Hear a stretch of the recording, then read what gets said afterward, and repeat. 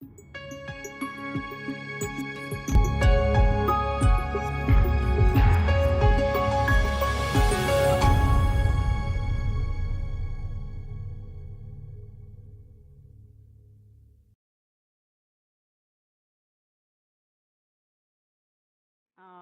you, Marco, and Fabrizio, and everybody for organizing this. And I just, I want to say, the previous talk, I was unable to, because of other things, unable to attend yesterday, which I regret, but I will contact various people. But this talk, as Marco mentioned, is based on, sort of derives from a chapter of my book, Pieces of Mind, which just came out. And that's where I defend a view of psychological concepts as it's being developed in the sciences in general, not just neuroscience, but throughout biology, and the way that they should be interpreted when they're used for various non-human entities. And that includes not just like monkeys or corvids or cetaceans or any of those, but also bacteria, plants, even neural assemblies and so forth.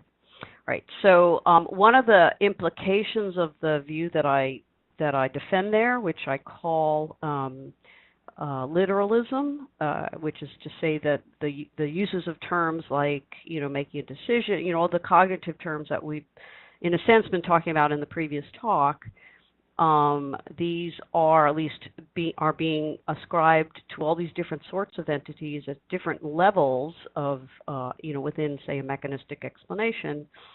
And my view is that we should interpret them literally with the same reference across all these different domains. So the topic really is conceptual change in the cognitive sciences. And what the previous talk was about was cognitive ontology. And the question, in a sense, that I am, from that perspective, the question that I'm talking about here is, all these efforts in cognitive ontology are to develop the right sort of cognitive vocabulary that's appropriate for the neural to psychological sciences. But whatever that vocabulary, ends up being, and I suggested in my question that, we're probably not, the best thing will be what people seem to be doing is to be revising the vocabulary that we have with, in various ways. So that's the conceptual change bit, as opposed to full-scale revolutionary replacement. What's the relation between that vocabulary and the sort of neuroscientific or broadly physical vocabulary, right? And this is just the old question of how do we naturalize the mind, right? Whatever your cognitive ontology ends up being, how is that ontology going to be related to some physical ontology, whether it's a neural ontology, whether it's a more broader-based physical ontology, but it's just the mind-body problem in modern terms.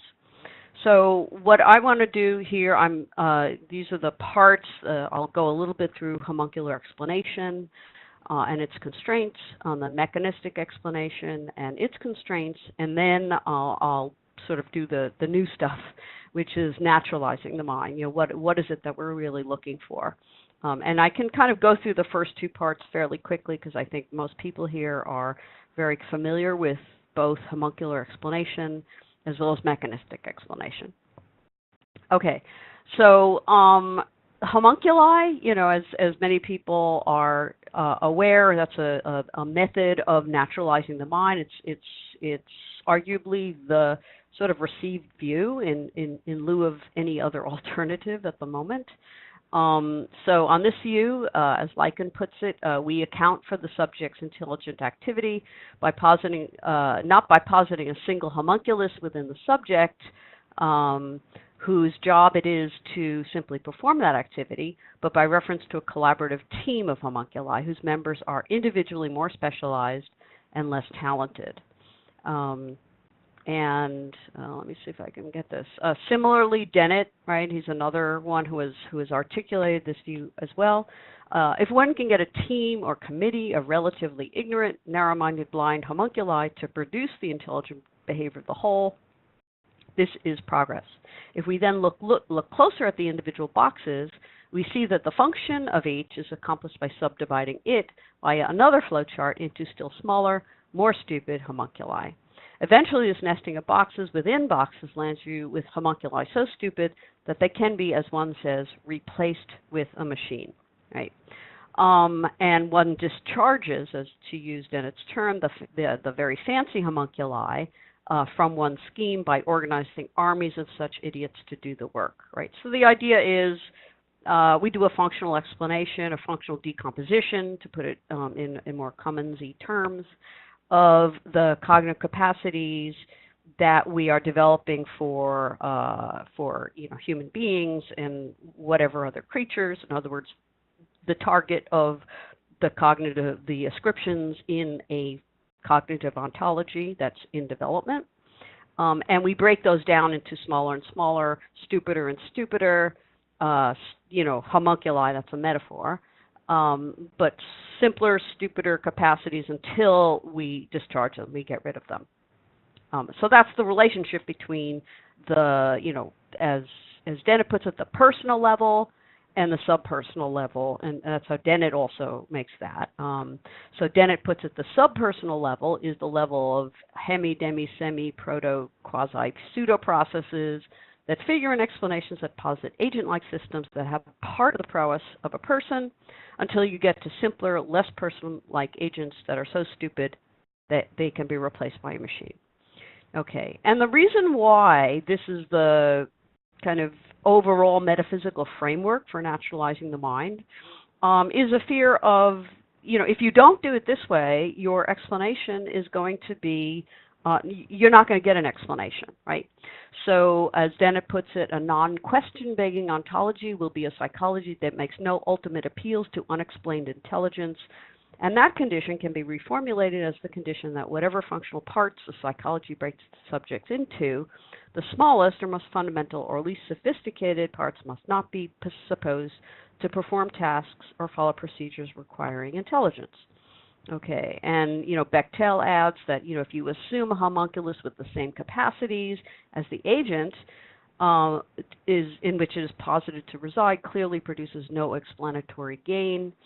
And Lycan, same issue. Atney's insight that homunculi can, after all, be useful posits, so long as their appointed functions do not simply parrot the intelligent capacities being explained. So just to kind of put, this is the homuncular functionalist view of how you're going to navigate the gap between mind and I'll just say brain, setting aside embodiment issues and so forth.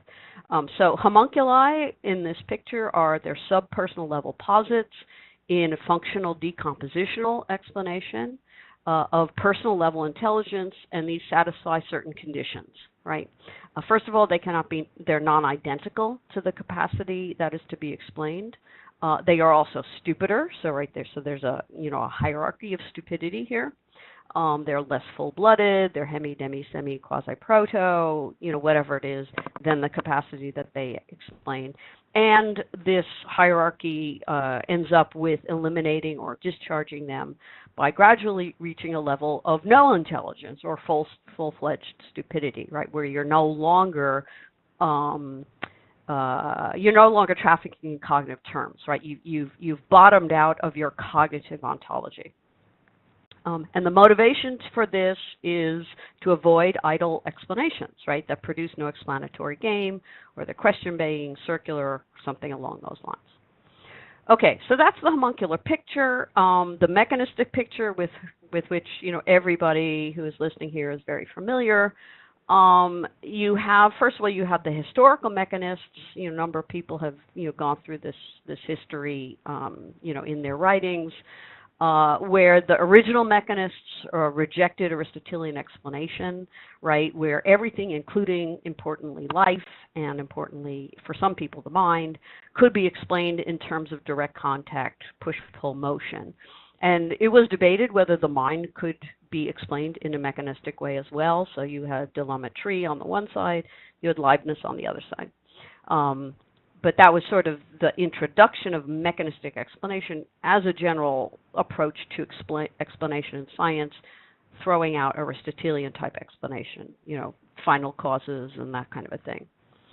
And homunculi, right? So the original homunculi were like genuinely really mini people, right? Mini me. And these, within the new context, explanatory context, were idle explanatory posits, right? So this is where, the same sort of motivation for Moliere's, joke about, explaining a sleeping medicine by talking about its dormitive virtues. Fodor similarly says about, homunculi nowadays, he gives a fake kind of explanation of how you tie your shoes in terms of a little homunculus who follows a rule book for tying shoes, right? That's the computational explanation. Of course, he goes on to, to provide a more homuncular functionalist explanation as well. So contemporary mechanists, all right, Craver and Kaplan and Piccinini, a lot, there's a number of different ways of articulating it, Bechtel and so forth.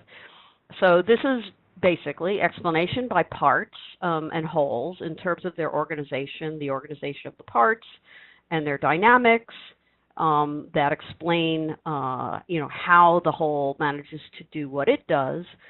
And from my perspective, the important thing is just that various people within this, the new mechanism, as they call themselves, expand the types of capacities that machines can actually do to not just push-pull, right? So Kaplan and Craver say to insist on mechanistic explanation is not to insist on explanation in terms of simple machines governed by strict deterministic laws, or in terms of physical contact, energy conservation, or any other fundamental or otherwise privileged set of activities. And Craver adds that this is from his book, restrictions to very simple machines or extended things colliding make the concept of a mechanism too narrow to accommodate the diverse kinds of mechanisms in contemporary neuroscience. Okay, so they're expanding, what can count as as a legitimate element in a mechanistic explanation. And, to my knowledge, I don't think anybody has disagreed with that. It seems to be right.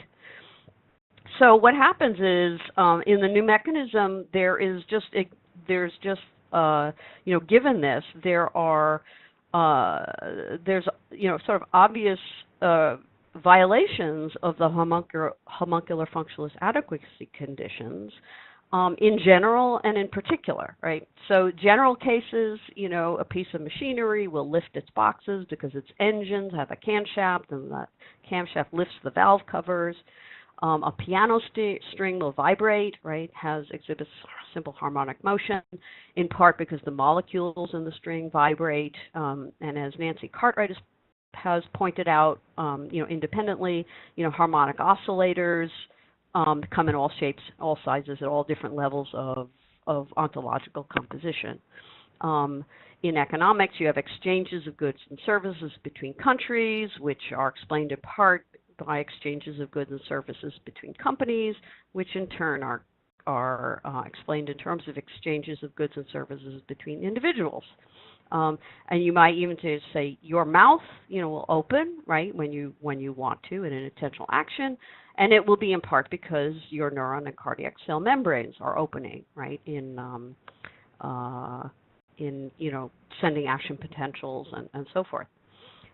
So there are a zillion cases where the idea that you cannot, on pain of explanatory regress or circularity or something like that, you can't have the same capacity being posited at the level of a part as that can explain that capacity at the level of the whole. Right, it's like, why would you ever make a restriction like that? Because there's plenty of mechanistic explanations where that is just simply not true. But also in psychology, I mean, you have people like Sutton and Bartow, who have developed the temporal difference model of reinforcement learning, which I think nowadays is much more familiar in terms of the predictive processing. But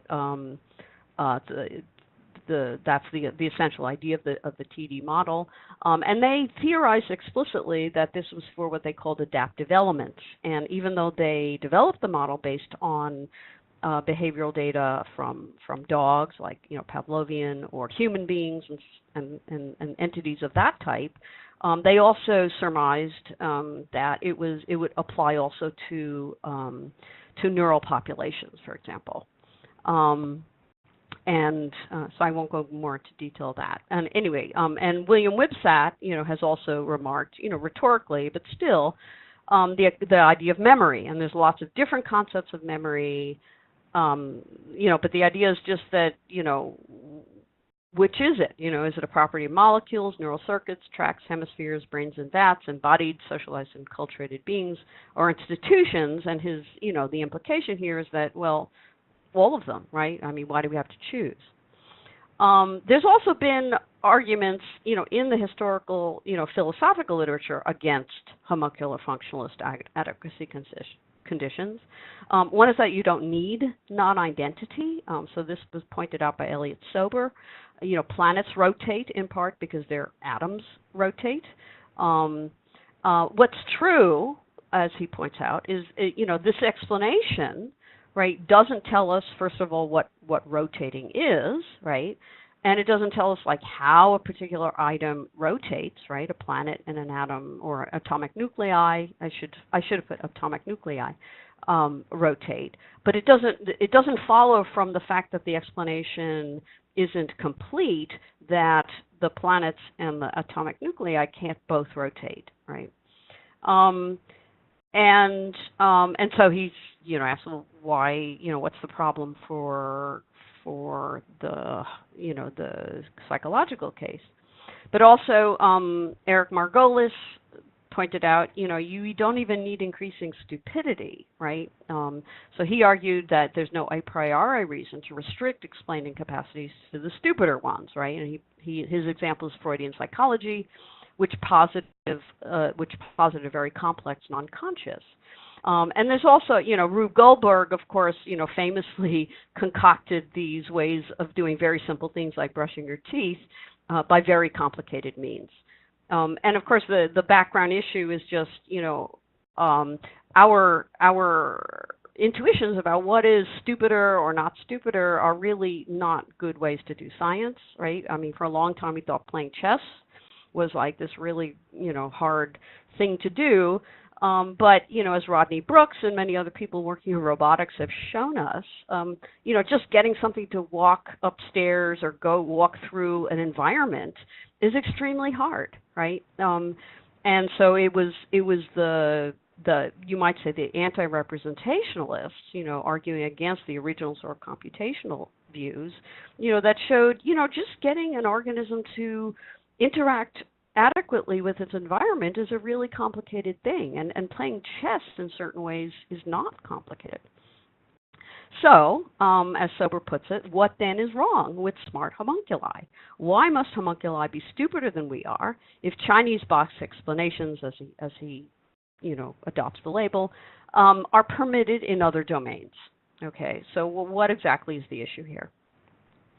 So, just to summarize that, many accepted mechanistic explanations throughout the sciences, they don't follow the homuncular functionalist constraints of requiring non-identical, more primitive or stupider capacities of the parts relative to the capacities of the wholes that they're explaining in a given mechanistic explanation. The explanations are not rejected for explanatory failures of various sorts. They're not considered idle or circular, or they fail to contribute to progress, or they're not, eliminated or anything like that. And then we have philosophical accounts of contemporary mechanistic explanations. They at least do. They don't say, that you have to. They don't build in a restriction on the types of capacities that can do the explaining, right? And then other philosophers of mind have questioned these constraints independently. Okay, so this is sort of the bulk of it now, the real part. How many minutes do I have? Let's see. I think I've got 5 minutes, something like that. Yeah, 5 to 10. Okay, that's fine. This is So an initial response to this, we don't need homunculi. I mean, what's the point here? Is when you give an description at a subpersonal level, well, you're really not giving a explanation. You're not really positing a fully fledged cognitive capacity. The cognitive capacities, the real ones, are the personal level, and then when you ascribe them at these lower levels, they're not really the full thing, right? There's something lesser, right? And if you take this move, you really risk trivializing the whole view of homuncular functionalism, because you make it non-falsifiable by the relevant sciences that are looking at, how, what are the capacities of these various elements of the things that we have that we think have minds. So, the response essentially says, well, whenever you see that a cognitive capacity of some sort seems to be being ascribed at a subpersonal level, then they just dismiss it, right? All right. And notice, I mean, as with the examples I gave before, this reinterpretation is not standard operating practice with other multi-level ascriptions, right? So atomic nuclei, they don't sort of rotate, they really rotate, or they really vibrate, right? And so forth. Okay. So here's the kind of the crux, I think. There's just this idea that mind-brain explanation, in other words, psychological explanation, naturalization, is somehow special, right? And this sort of objector might say something like, well, in this particular case, we have to cross a conceptual border, right, between the mental and the physical, right? That's why naturalization is hard. And without homunculi, right, the idea is that we're not naturalizing the mind. Right, it will remain as spooky and mysterious as ever, right? And those were all the epistemic issues that are allegedly raised by ascribing the same capacities at lower levels, right? And so this sort of raises the question: well, what exactly does naturalism require, right? What is it that we want? Right, so I think we agree that we want a non-spooky explanation of the mind, but of course, you might just say, well, any good explanation is non-spooky, right? So you just want an explanation of the mind, right? And the homuncular functionalist presupposition is that the spookiness, the mystery, resides in the psychological concepts or capacities themselves. And so the solution is you eliminate them step by step, but eventually you eliminate them, right? The alternative, which I want to suggest, is what I'm kind of calling model-based naturalization. And this is just, find non-mental, objective, neutral perspective on the mental, right? And so how do you do this? I'll explain this in a bit. The same way you obtain an objective neutral perspective generally on phenomena, at least in some important cases. So you find mathematical models of capacities that will apply across various domains.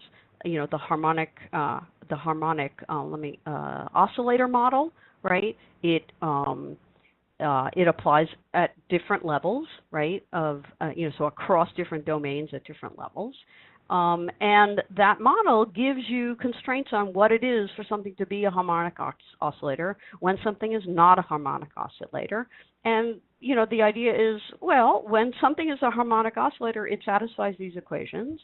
And, we'll look around and we'll see which things are harmonic oscillators, right? And there's no kind of presupposition that we have to find these things somehow with our intuition or, naked observation or something. So let me just, in the interest of understanding the spookiness issue, I mean, consider what Newton's laws did. I mean, when Newton introduced his laws, they unified the terrestrial and celestial realms, right?